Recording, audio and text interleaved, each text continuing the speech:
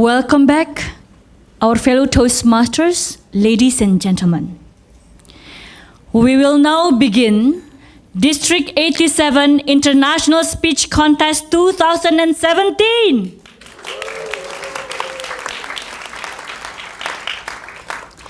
I would like to read the purpose of the contest as defined by Toastmasters. It is to provide an opportunity for speakers to improve their speaking abilities and to recognize the best as encouragement to all. Also, to provide an opportunity to learn by observing the more proficient speakers who have benefited from their Toastmasters training. I will go now to the rules for the International Speech Contest. It has been confirmed that all contestants are eligible. To be eligible, a contestant must be a Toastmasters in good standing of a club in good standing, not presently be an international, district or area officer, nor have declared the intent to run for such offices. All speeches are to be original and quoted material so identified. Speakers may stay in the room. Should they choose to leave the room during the contest, the Sergeant-at-Arms will escort contestants back into the room once their time to speak has arrived.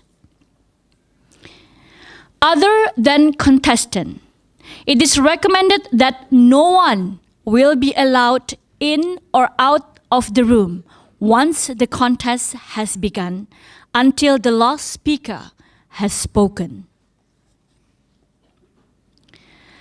The time of the international speech is to be 5 to 7 minutes. Any speaker speaking less than 4 minutes 30 seconds or more than 7 minutes 30 seconds will be disqualified. The timing lights will be activated as follows. Timekeepers, can you please activate the lights at green light at 5 minutes, yellow light at 6 minutes, and red light at 7 minutes. And will stay on until the speaker has finished speaking. No notice shall be given should a speaker go over time. Timing starts with the first word uttered or when the speaker uses any form of communication to the audience. There will be 1 minute of silence between speakers so the judges may complete their forms. At the end of the contest, all are to remain silent until the chief judge or telecounters have collected the judges' ballot sheets. Judges have been instructed not to consider time in their ranking of the speakers. The chief judge has confirmed that all judges have been briefed and are qualified to judge this contest. There is a secret tiebreaker known only to the chief judge. Protests may be entered only by the contestants or judges to either the chief judge or contest chair. Announcement of the contest winners is final unless the list of winners is announced incorrectly, in which case the chief judge, ballot counters, or timers are permitted to immediately interrupt the error. So far, are there any questions? No questions. Thank you. I will read the order of the contestant that was randomly selected yesterday. And the order is as follows. Contestant number 1, Rebecca Chiang.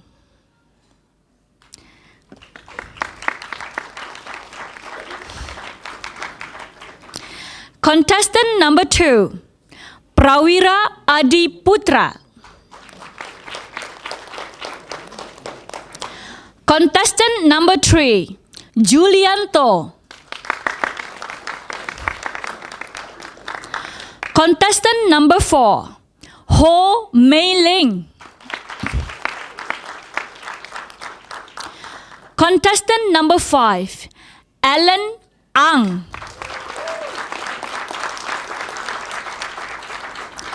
Contestant number 6, Hamlet Kiai. Contestant number 7, Kenita Kurniawan. Contestant number 8, Innocencia Christina. Contestant number 9, Yogesh Kapoor. Are you ready? Yes! Very good. So let the contest begin.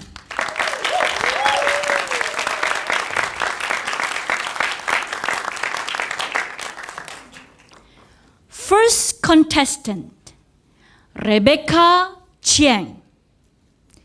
The Stained Glass.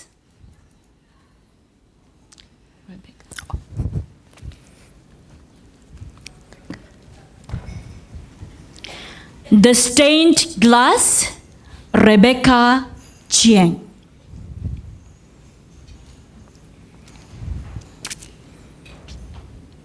Contest chair, ladies and gentlemen, how many of you here have a mother-in-law? No hands.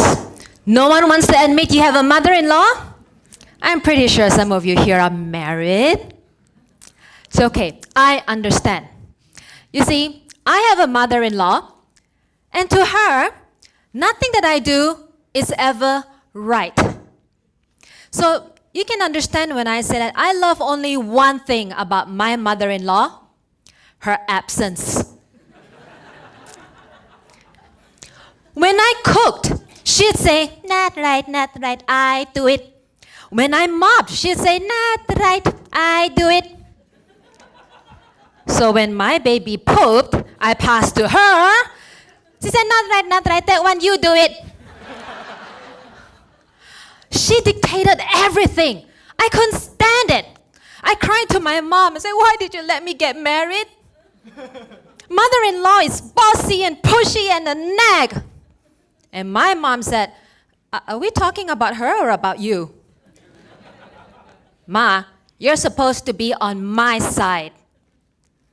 What should I do? Then my mom said, oh, calm down.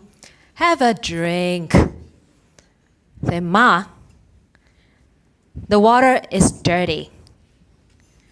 I was about to toss it away when Mom did this. And then she said, girl, the water is just fine. And like this water, your mother-in-law is just fine. I say, what? No, she is not just fine. She is a pain. So feeling really frustrated, I left for work. I teach at a private center, and that day, a lady came with her son. And she said, oh, I really like your place. Can I enroll my son here? I say, yes, of course. I turned to the son. Hi, what's your name? Colin. And he walked off. Okay. Colin, what's your hobby? Gaming. And he walked off again. He was like a popcorn in a popping machine. Pop, he's here. Pop, he's there. Pop, he's on the floor. I turned to the mother. Mrs. Lau, is there something that I should know about Colin? And she said, well, my son is autistic. Aha. He just need a little bit of time. Uh-huh. So you'll take him into your class? You'll accept him? I said, look, your son needs special help, okay? Take him for speech therapy, psychotherapy, some kind of therapy. Not here. I know, but I just want him to mix around. Please, give him a chance. I looked at Colin. He was in my office, sitting on my chair, playing with my computer. If I accept him, I would need therapy. Mrs. Lau, you know what? No, I can't accept your son. And the minute I said that, she began to cry. After Dad left, I saw a paper on my table. Colin had written on it, and he wrote, I'm Colin. I have Asperger's syndrome, a type of autism. It's hard to make friends. If only people understand. Some kids are tall, some short. I just happen to be autistic.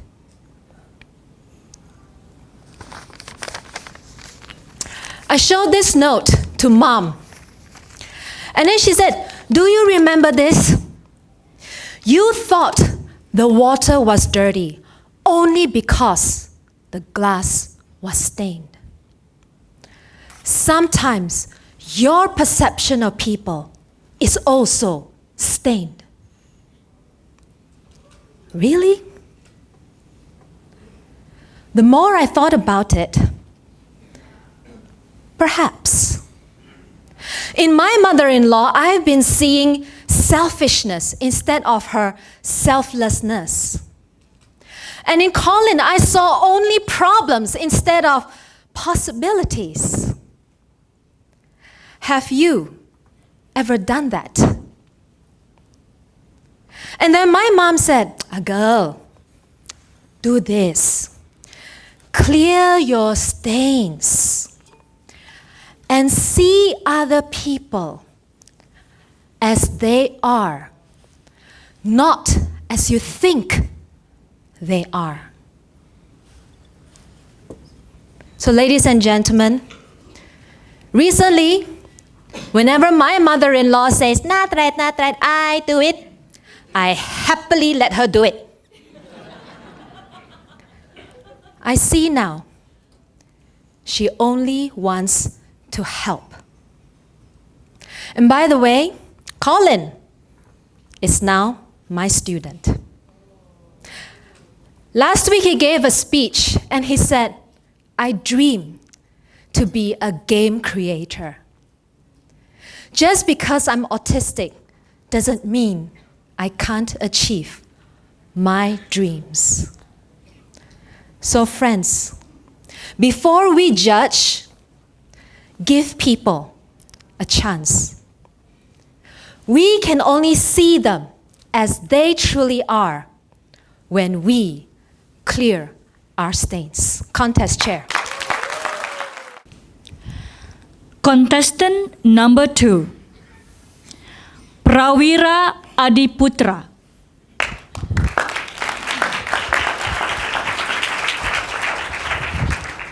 Get lost. Get lost, Prawira Adiputra.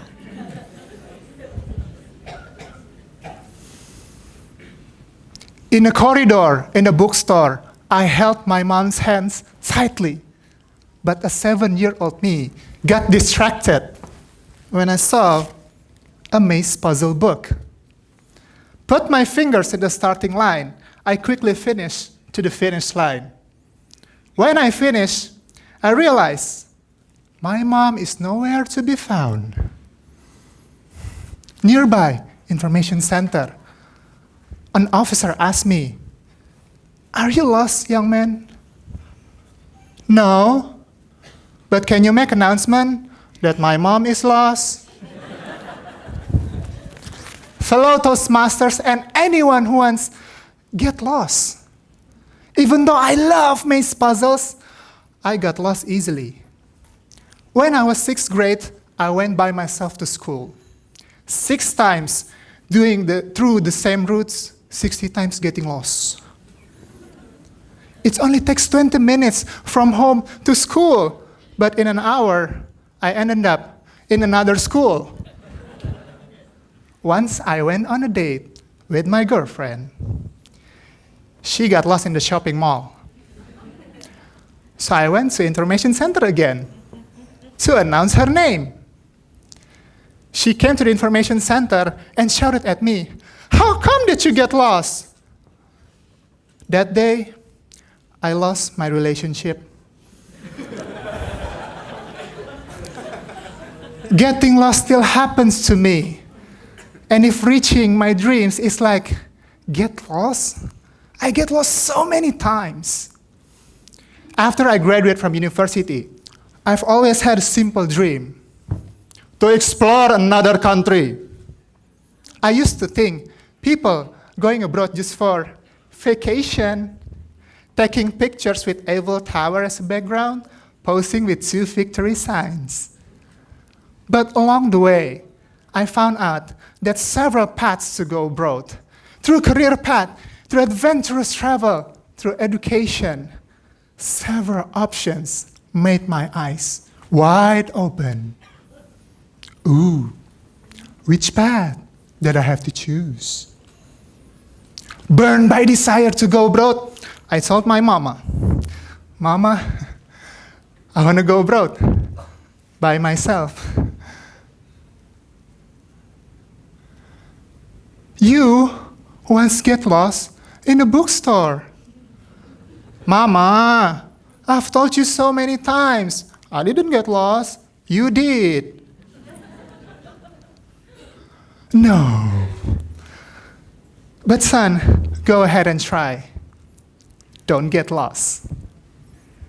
I decided to try it one by one. I felt like I was standing in a maze of my dreams. The first path that I took the career path, but after several turns, my applications got rejected. I went back again to the starting line, this time through the adventurous travel. But every time I asked my friend how to travel, they never want to share how to travel. So I went back again, this time the hardest one, education path. I asked my friend, "How did you pursue a master's degree abroad?" But he said, "It's just a matter of luck, bro." Several times trying in many turns of maze, I always get lost. And when I get lost, I go to the information center.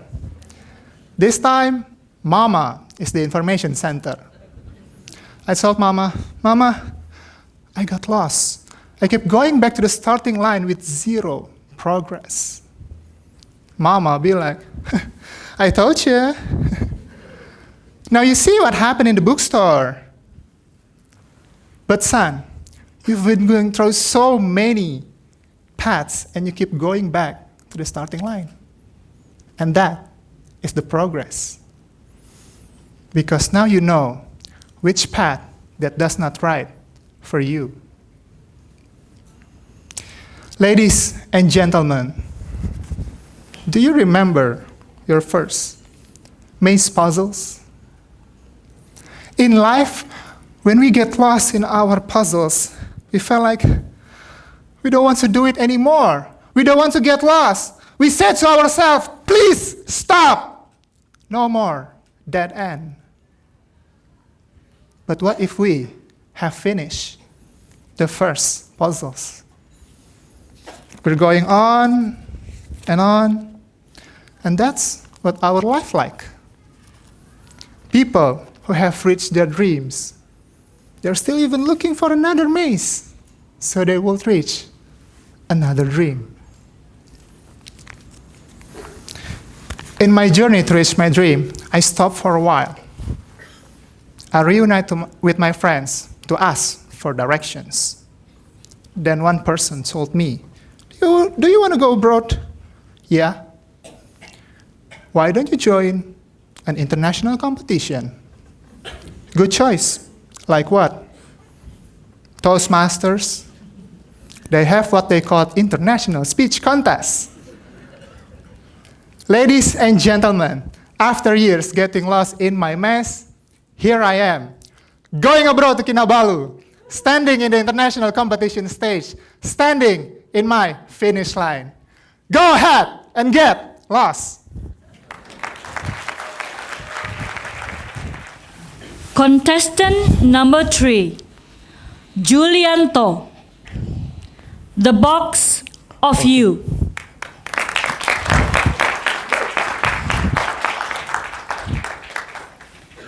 The box of you, Julianto. Oh my God! It's already 2 p.m. and I haven't had my lunch. I was starving, but I must first to finish my task. And then suddenly I heard, "Happy birthday to you. Today is John's birthday." And knock.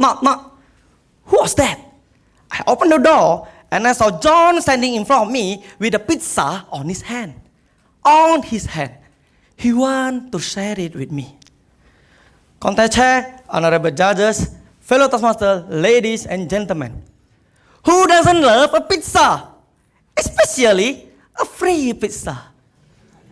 Oh, the smell was so tempting with the pepperoni on it and the rich cheese melting down from his hand to the floor. I was drooling, but question popped up. I didn't care where they bought this pizza, how expensive it was, or how delicious it was. My only question was, where is the box?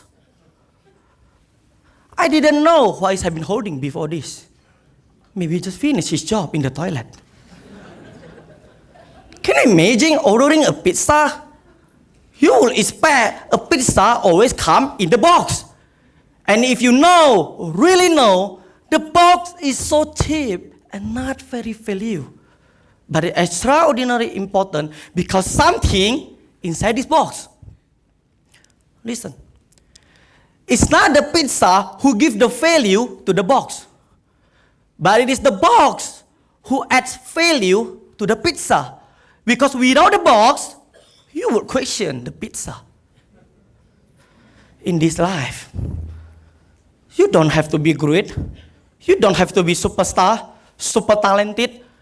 All you need is a good box of you, a good attitude of you. Few years ago, I was a salesman. And the first time I closed a banner deal, I was so happy. Not long after that, I became the top sales in my office. I was a superstar. And my phone ringing from day and night. Until one day, I received an order from my long-time client, Mr. Hartono. He gave me such an easy order, just to print 72 banners within a week. Tick-tock, time went so fast, and one day before the deadline, he called me and followed up for his order. I was shocked. I forgot his order, and it was only one night left and impossible to finish his order. I blame the designer for not reminding me, and I blame production team because they said, we cannot finish lah. If you want, you finish by yourself lah. And I was finished. At last, I called Mr. Hartono just to justify myself that I was so busy at that time and I need to serve others too. How many times in our life we blame and justify when we did something wrong? A simple reply from him. Julianto, do you know the difference? a reason, an excuse?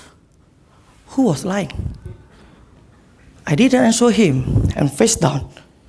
And he told me he gave me 2 more days to finish his order. 2 days passed. I quickly finished his order and referred to his office, but when I got there, he told me to put them at the corner of the office because he had already ordered from other vendor. And then he asked me, have you got the answer? No, sir.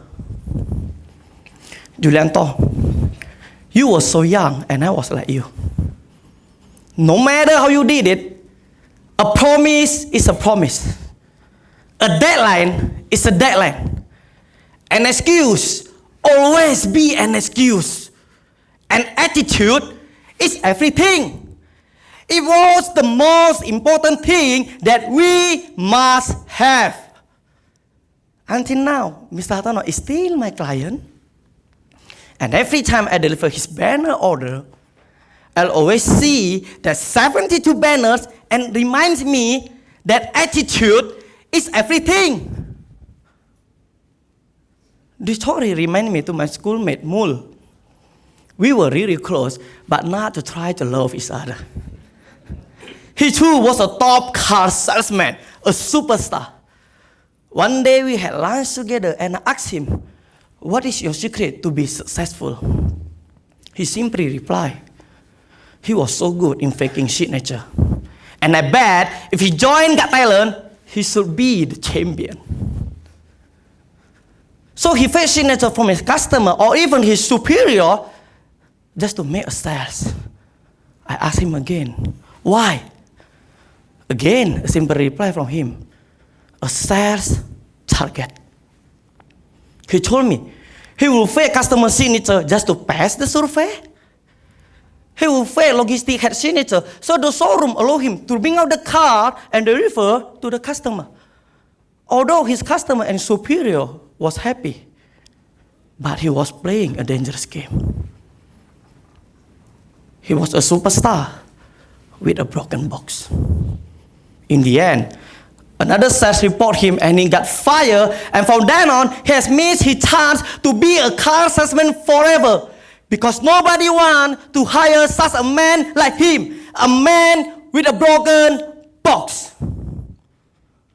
Now he started again his career by being a Grab driver because this job doesn't require a signature.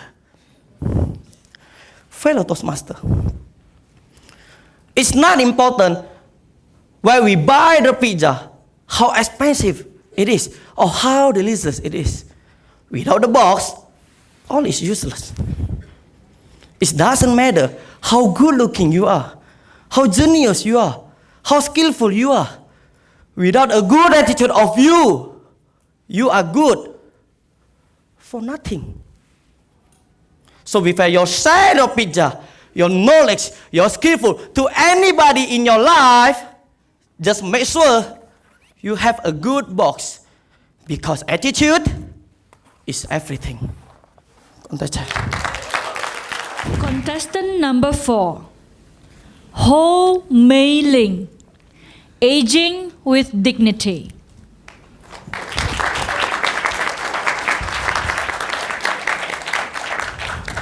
Aging with dignity, Ho Mei Ling. Give me your ATM card. I want to withdraw your pension. Hurry up! I thought this is even faster than you. Every day, you can only say you're sick. You think I have the time and money to take you to see the doctor? Financial, verbal, and physical are just some of the abuses that the elderly parents go through in this materialistic and mercenary society.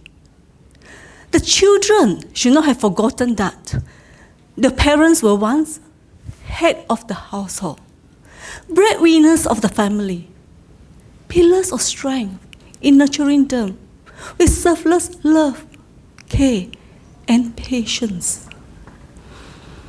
As parents age, the roles of parent and child will be fully reversed.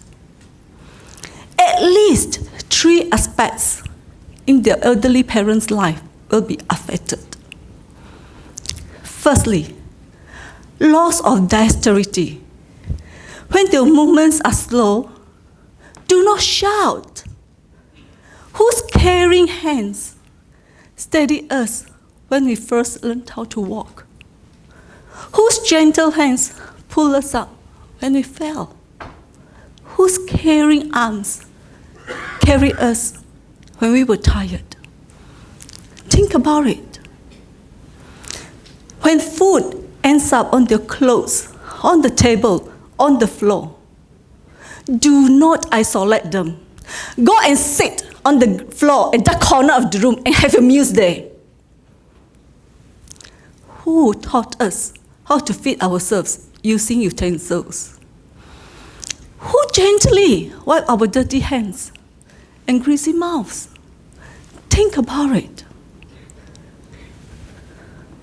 When personal hygiene becomes a problem because they cannot go to the toilet fast enough, do not scream. Why are you so idiotic and dirty?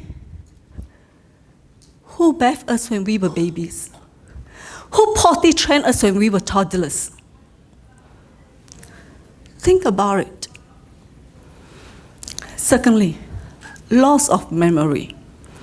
When our elderly parents keep on saying or asking the same thing again and again, just keep our cool.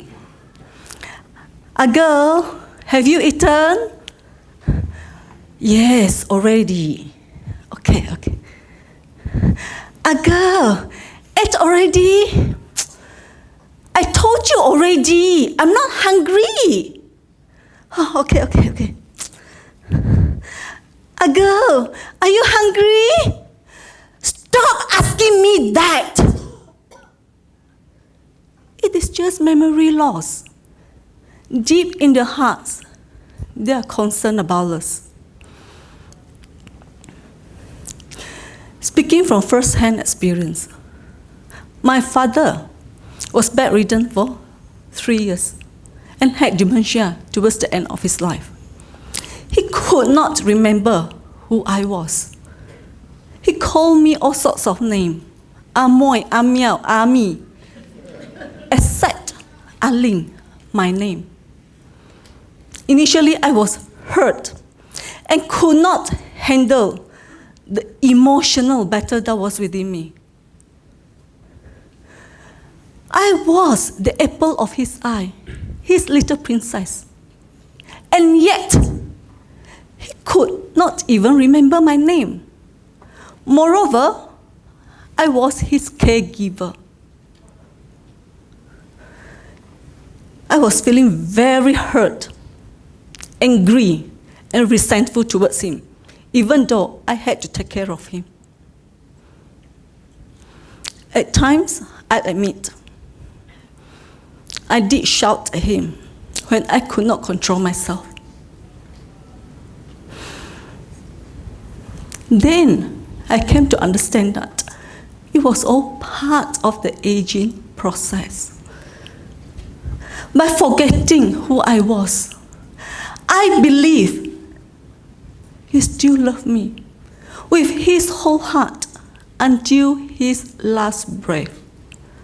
I believe his love for me did not diminish at all. Ladies and gentlemen, do not be impatient with the elderly. Just think about it. When you were young, how long did it take for our parents just to teach us, say, Papa or Daddy, Mama or Mommy? Last but not least, loss of independence. Losing their independence will make the elderly parents insecure, frustrated, and fearful of the unknown. The children must be prepared that the parents can be difficult, at times completely unreasonable. I have been through all that. But we must not forget that when we were young, they never gave up on us. When we were young and helpless, They were always there for us, always watching, always present for us. So, likewise, we must let our parents know. I will always be here for you no matter what happens. You can always depend on me. All of us will reach old age at some point in life. We all want to age with dignity. We all deserve the right to age with dignity. However, filial piety and respect for the elderly are disappearing fast in this modern society of today. Let us, hand in hand, impart filial piety and respect for the elderly. And let us give ourselves the chance and choice of aging with dignity. Over to you, Contest Chair. Take that shot, Alan Ang. Contest Chair, ladies and gentlemen, good morning. What if I took that shot? When I was a teenager, basketball was my hope, my dream, and my goal was to be a professional NBA player in the States. In order to achieve my goal, I would spend hours every day researching over the slow dial-up internet. How to shoot better, how to grow taller, and how to have a memorable nickname. Yes, it was very important to me because I realized that every great basketball player has a unique nickname. And so I got myself a Chinese nickname, Ma Lao Zai, which meant little monkey. And every day I would record my progress. 500 shots after school in the afternoon, jumping like a frog up and down the stairs in the evening, and watching documentaries before sleeping. So I would dream of taking that winning shot. In my dream, I could see and hear the whole stadium of 20,000 fans chanting my name. Ma Lao Zai! Ma Lao Zai! Ma Lao Zai! Do you remember that feeling when you take the first step towards your dream? I remember clearly that fateful day when a close friend invited me to join their team for a tournament. When I received my jersey a few days later, it was like love at first sight. As I unwrapped the plastic, I took a deep sniff at my jersey. And I could see a star in the making. Every night, I would go to sleep wearing my jersey with my name imprinted on it. Ma Lao Zai. Finally, the day came for my first game. I sat patiently at the far end of the bench. The final whistle blew after 1.5 hours. Nothing happened. The second game came by. Nothing happened. And halfway into the third game, I walked towards my coach and asked, can I play? And he looked at me and said, go warm up. This is it! My first ever competitive basketball game in my life. And yes, I did get to play. For the very last minute of the game. We were already losing by too many points, and my coach knew that I wouldn't be able to save the game. He decided to let me play because he was feeling generous. I felt discouraged. I had already worked so hard, and all I wanted was for coach to give me an opportunity. Over the next few years, I was only able to play sparingly on the neighborhood's team. I was always that last name on the application form because they needed 12 players. I was always that bench warmer who cheered the loudest so the coach would notice me. And I was always that player. Whenever ready to shoot, my teammate would pray for the shot to go in. I remember one time getting a rebound right under the rim.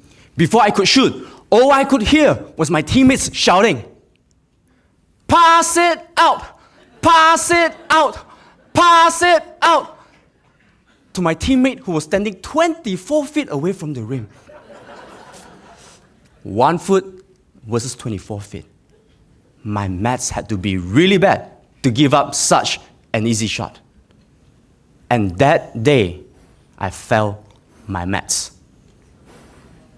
I passed the ball. I felt devastated and disappointed in myself. But I never quit. Facing adversity, I reminded myself to keep working hard and keep believing that patience will eventually pay off.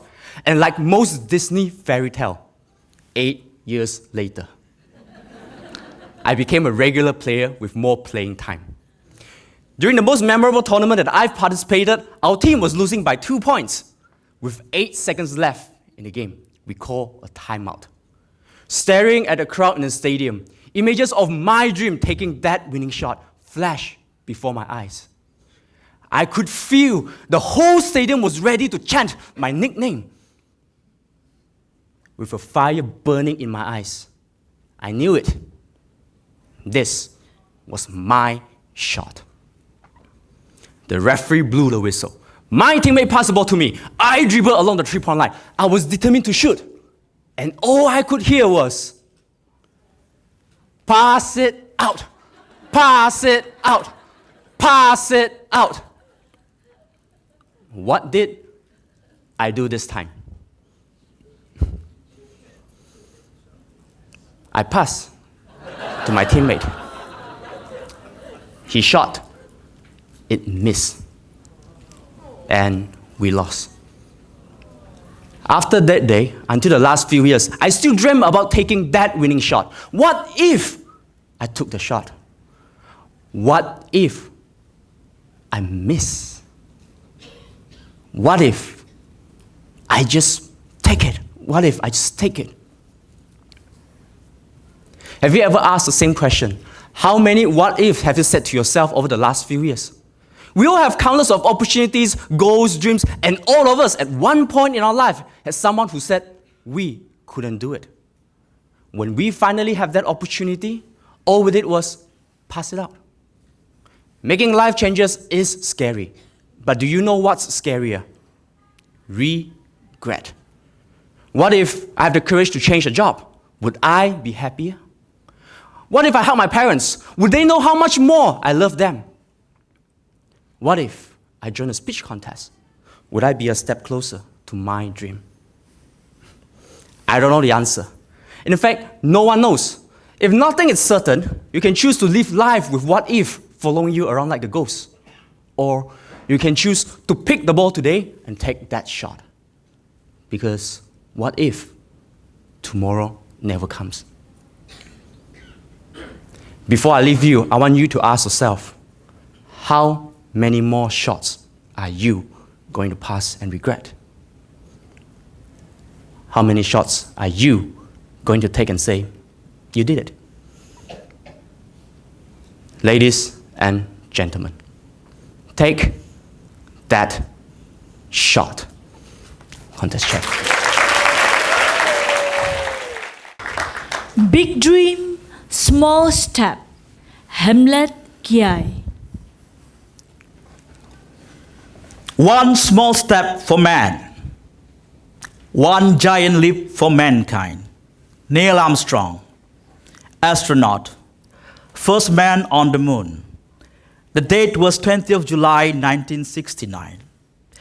This historical event wouldn't happen if it wasn't for President John F. Kennedy's big dream 8 years earlier to put a man on the moon.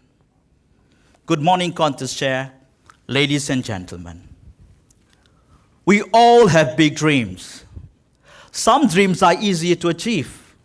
Some are difficult. We might take years to achieve our dream. Some people risk everything and take a great leap of faith to achieve them. But most of us, we take small steps. I was about 8 years old, and my big dream was to learn how to ride a bicycle. I would sneak out from the house and taught myself how to ride. The bicycle was monstrously huge for my size. I was small and skinny. It has an iron bar across, To ride, I had to twist my body sideways. My scrawny little legs didn't have the power to make a full pedal. I had to do a half pedal and try to keep my balance. For many evenings, I would do this on the flat open space. I was doing great. The one day I told myself, I'm going to practice this on the road. And there I was cruising on the road in my neighborhood. Everything was fine until I came over a small slope. I realized to my horror, the bicycle was going faster. I don't remember if I prayed, because I can see that in front there was a big open monsoon drain, and I was heading for it. All I remembered was I was feeling so scared that I had probably had an OBE, out of body experience. Hey, that kid looks so scared. Looks like me. It is me. Jump, jump. I could hear a voice in my head telling me to jump, but my hands, they were glued to the handlebars. All I remembered was I ended up in a drain. Wet, smelly. Thank God, no broken bones, but I had a deep cut on my leg. Still have the scar to remind me of that fateful evening. And I also learned one important lesson. Bicycles have brakes. Ladies and gentlemen, everything that we do in life, we must have a goal, a dream. Most of us want to achieve our dream fast and easy, with little effort. We want to achieve our dream. We want to chase after our dream faster than Usain Bolt did his 100-meter sprint. But in reality, we are afraid to run, afraid that we might stumble and fall. And so we take small steps. Like how I did when I was young. It took a lot of practices, strong determinations, and a scar before I finally was able to achieve my dream to ride a bicycle. What about you? What big dreams do you have? Are you living your dreams? Are you chasing your dream, or are you just daydreaming? If you are living your dream, good for you. If you're still chasing after your dream, don't give up. One day your dream will come true. You just need to take small, brave steps. When you have your dreams in hands, remember that you must not forget to smell the roses along the way. Sometimes when we are so engrossed, when we are so focused on our dream, we sometimes forget to enjoy life. In 2013, an author by the name of Brunei did a study on the terminally ill patients. She later wrote a book, The Top 5 Regrets of the Dying. She asked them what their regrets in life was. Ladies and gentlemen, do you know what the number one regret was? I never pursued my dreams and aspirations. Why did I join this amazing organization? I joined because I aspire to be a better communicator and leader. I joined because I want to be able to speak in public in front of 1, 10, or 1,000 people with confidence. When we are in our elements, when we have our dreams in our hands, we must remember that it sometimes took little steps for us to achieve it. Ladies and gentlemen, in taking small steps, we can achieve our dreams in our own pace and time. It's not so much about who finished first when it comes to our dream. It's what life taught us along the way. An old Chinese proverb says, it is better to take many small steps in the right direction than to take a great leap forward only to stumble backwards. Thank you very much. Back to you, Contest Chair. I see there Kenita Kurniawan. There are two things that I really hate in life: credit card statements and mirrors. Credit card statements because I never like what I see there. And mirrors because I never like what I see there. Contest Chair, honorable judges, and fellow Toastmasters. Ever since my childhood, I really hated mirrors because I don't like how I looked. I was this big, messy girl, and I always have food stains all over my shirt. Every time I look at the mirror, I would wish that I could be someone else. And that someone else was Charlotte. Charlotte was the most beautiful girl at school. She was slim, she walked really elegantly, and she had this long, silky black hair. I wish I could be like her, but all I could do was admire her from afar. But then, last month, I received a phone call. Hello, Kenny. Are you coming to my sister's wedding? I hate weddings. Do you know who's gonna be there? Charlotte. And she just gave birth last month to twins. You have to come, Kenny. Charlotte just gave birth to twins. This is it. This could be my only chance, the only chance in my lifetime where I could possibly be slimmer than Charlotte. I could be better looking than her. Oh, I have to come.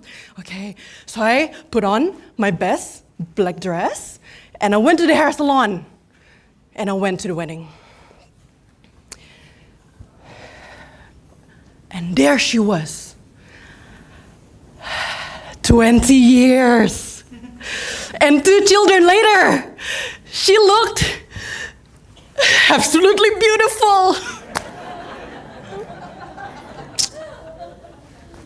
And her husband, absolutely beautiful. And her laugh, absolutely beautiful. That's it. Can't take it anymore. So I ran to the chocolate pudding stall. And as I was enjoying my chocolate pudding, yummy, I felt a tap on my shoulder. It was Charlotte. She said, "Hi." Oh my God, she's talking to me. "How are you, Kenny?" Oh my God, she knows my name. "I love those pictures you took in Paris." Oh my God, she's stalking me on Instagram. Yes. Like, oh. And then, we talk, and then I ask her, "How about you? What are you up to these days?" She hesitated, and then she said, "Nothing. I wish I could have a more exciting life like yours, Kenny." What? All this time, I wanted to be just like her, and all she wanted to do, to be, is just like me? And then I couldn't understand, but then I looked closer into her eyes, And then there, I saw something familiar. This look is so familiar because it's the same look that I see every time I look at myself in the mirror. It is the look of insecurity. Turns out, anybody can be insecure, even someone who we thought is perfect, like Charlotte. So, that night, as I got home, I looked at myself in the mirror.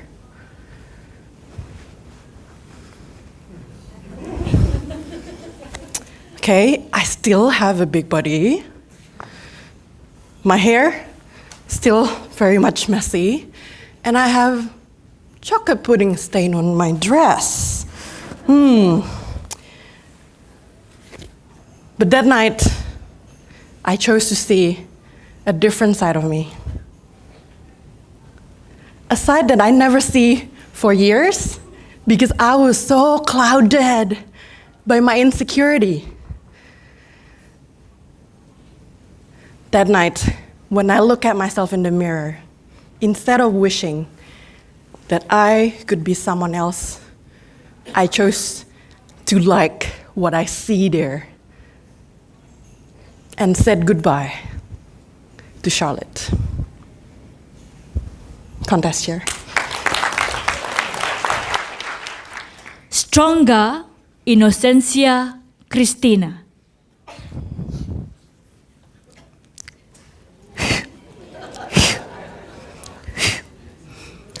People love working out. It's good for the cardiovascular system.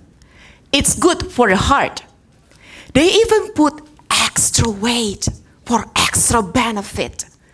When you feel exhausted, eat well, sleep well, recover in a day, and you will surely get stronger and stronger. Who doesn't want to be stronger?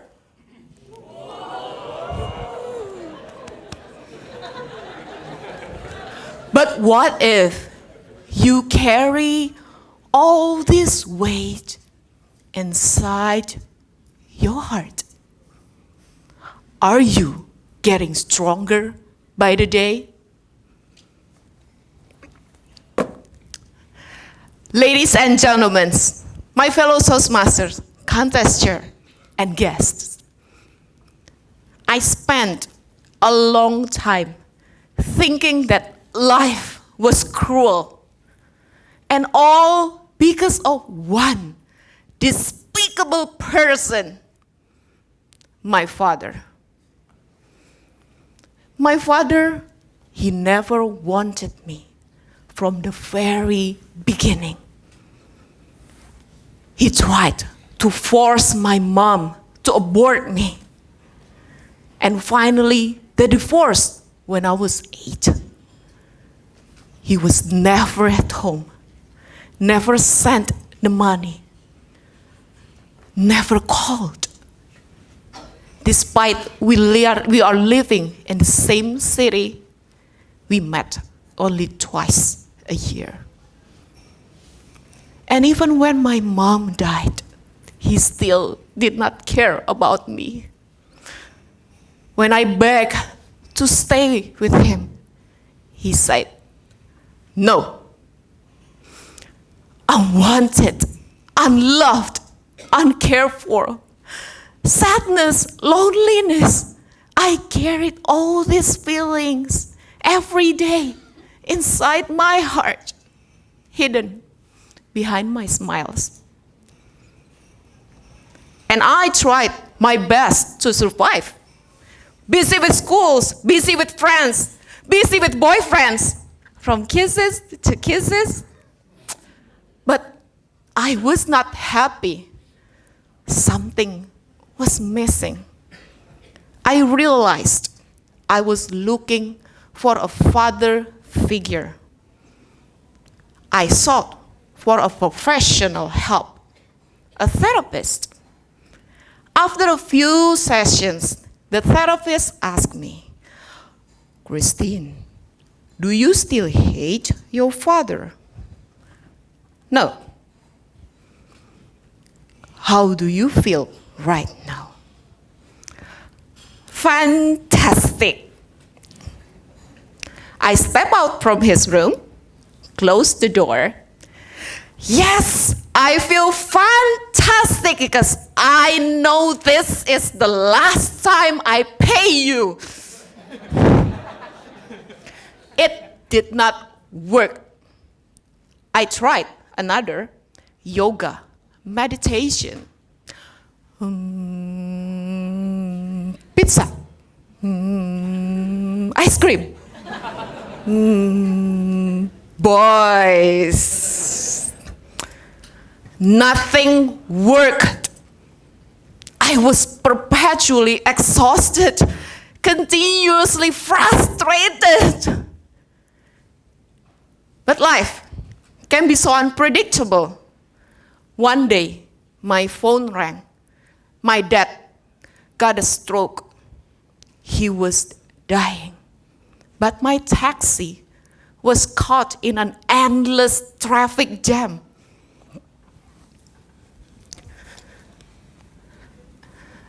Daddy, I'm trying, but I couldn't get there. I just want to say I'm so sorry for every mistake I made that hurt you, and all your mistake to me. I forgive you. It doesn't matter anymore. Well, I guess that's all.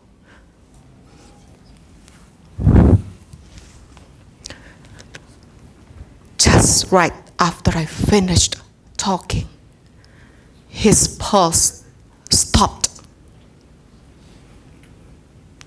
He was gone. His last breath was spent waiting for me, his unwanted child, to forgive him. My fellow Toastmasters, that simple act, those simple words solved everything. It set me free. My father could pass away in peace, while I start to smile from my heart. I could not hate my dad anymore. In fact, I felt sorry for him. He must have had a miserable life, full of guilt, waiting for forgiveness until his very last breath. My life started to change. I'm no longer longing for a father figure. I found the perfect father for my children.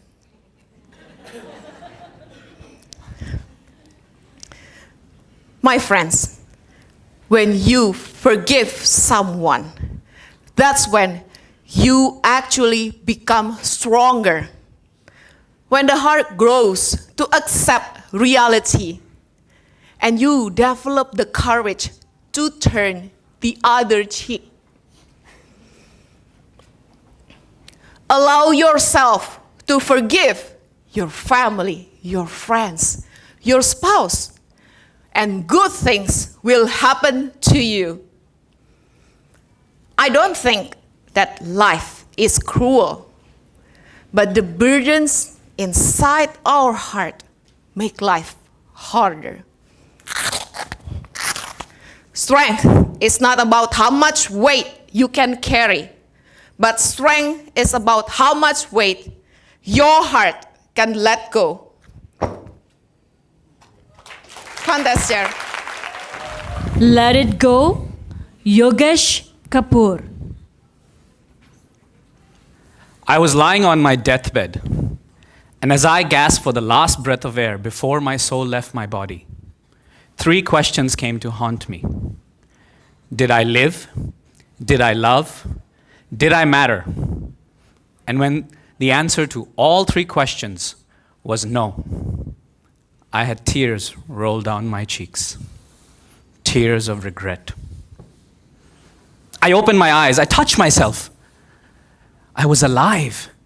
It was a bad dream, but I could still feel the tears drying on my cheeks. Contest chair, fellow Toastmasters, and anyone in this room who's ever cried tears of regret. Now, I know we all have regrets, but my greatest regret was not letting go of my past failures. When we're young, we're like this balloon, able to fly high, limitless, fearless, but something happens along the way. We fail at something, and that failure becomes our anchor. We just don't learn how to let it go. Now, when I ask myself, what was it I wasn't letting go of? It takes me back to a speech I did in primary 1. They say the mind of a human being starts to work the day you're born till the day you come on stage to give a speech. And that's what happened to me. As soon as I came in front of the classroom, my mind got frozen. And in that anxiety, I wet my pants. My spirit broke as I could hear everybody laughing. And that day I decided I would never speak in front of an audience again. I just couldn't let it go. Then in high school, I fell in love. Me and my girlfriend were the perfect couple, just like Angelina Jolie and Brad Pitt. Yes, I had hair back then. She was my soulmate, the one to give me my babies. And then she left me for somebody else. My heart broke that day, and I decided I would never say I love you to another woman. I would only marry a woman that loved me. Fast forward 18 years later, I was sitting at home pondering on those 3 questions. Did I live? I wanted to speak, but I was too afraid. Did I love? I was in an arranged marriage where love was a one-way traffic. And did I matter? I wanted to do something that made a difference to everybody. Again, the answer to all 3 questions was no. I sat there feeling helpless, useless, and depressed. Have you ever felt that? And that's when my daughter came running after my son. Give me back that toy!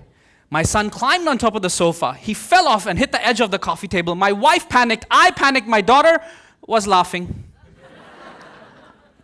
We took him to the hospital, where he received 3 stitches.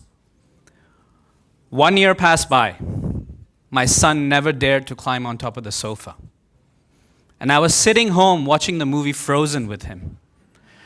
Those of you that have not seen the movie, there's a princess that climbs on top of the mountain and sings as she lets go of all her failures and discovers her true potential. Suddenly, I hear singing. I look down. My son, he was gone. He climbed back on top of the sofa. And he was singing, let it go, let it go. It dawned on me that day that the biggest tragedy in life isn't failing, but it's not letting go of your past failures. Anthony Robbins once said, it takes a second to change something within you. And that was the second that something changed within me. So I decided to change the answer to those 3 questions. I wanted to be a speaker, so I Googled and found a speaking club.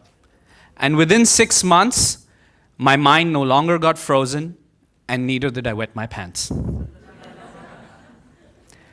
I wanted to love again, so I went home, and I told my wife, honey, I love you.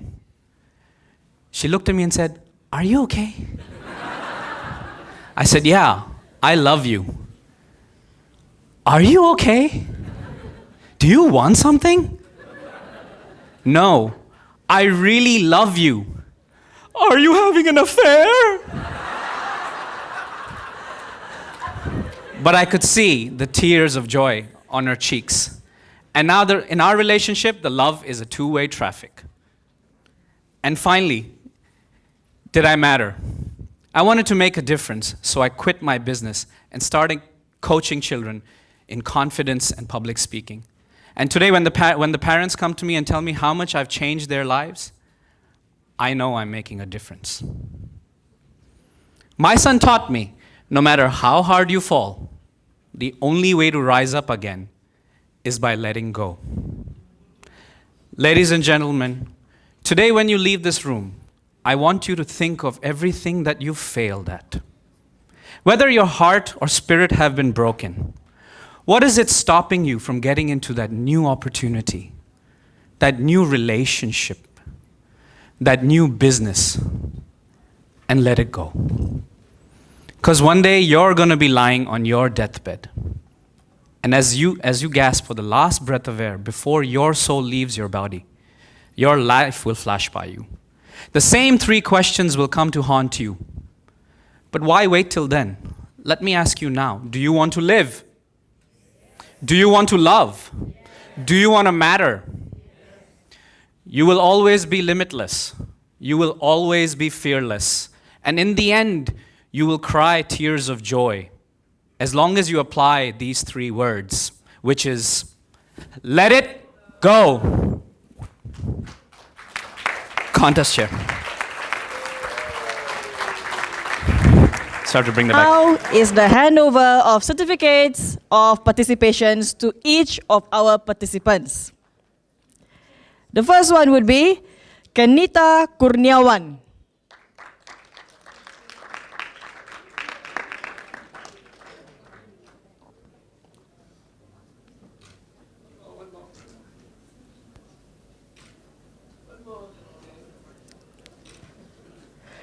Christina C. Inocencia.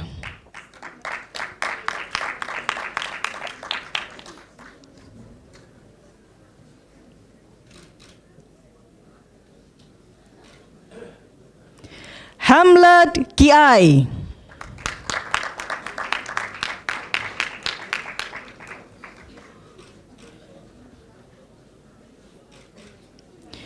Rebecca Cheng.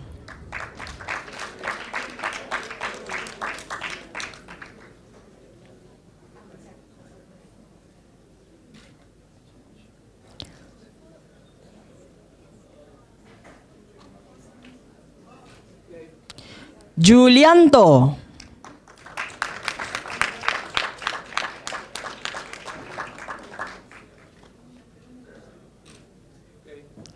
Yogesh Kapoor.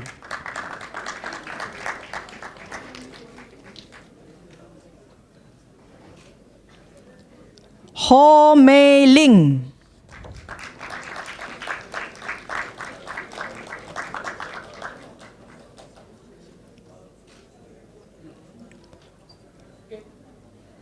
Ang Bun Kiat.